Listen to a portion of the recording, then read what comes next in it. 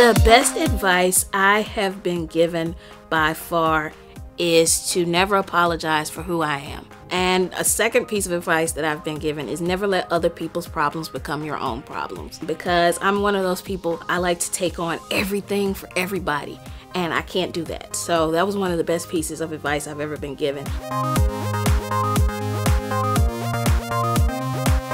Several layers of best advice. For writing genre, especially fantasy and sci-fi, one of my professors gave me the advice of you can get an audience to believe one unbelievable thing, and everything to the best of your ability beneath that has to make sense. So that it's really important when you're writing about fantastical things that you're not pushing an audience too far, you know.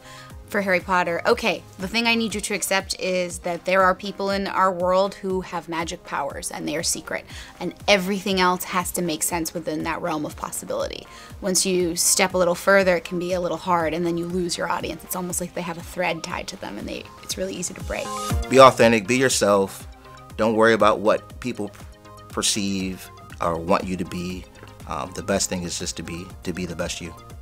The best advice I've ever been given was to slow the F down. Writer gave this kind of speech when I was in my MFA program, it was Masters in Fine Arts, and he was very vocal in saying, like, you don't have to rush.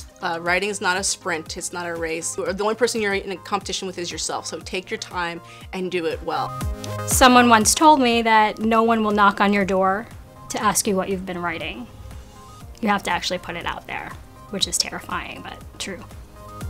I try to share every time I'm asked for advice is to find your writing community.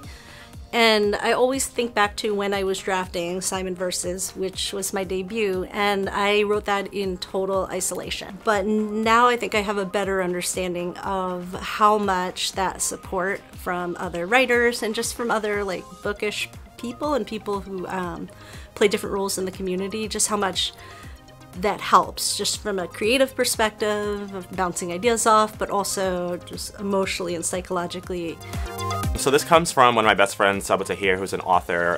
Whenever something is disappointing to me, she encouraged me to lean into it and just be upset and be devastated or whatever for a day, and then the next day pick up and just keep moving forward. And I live my life I live my life by that now.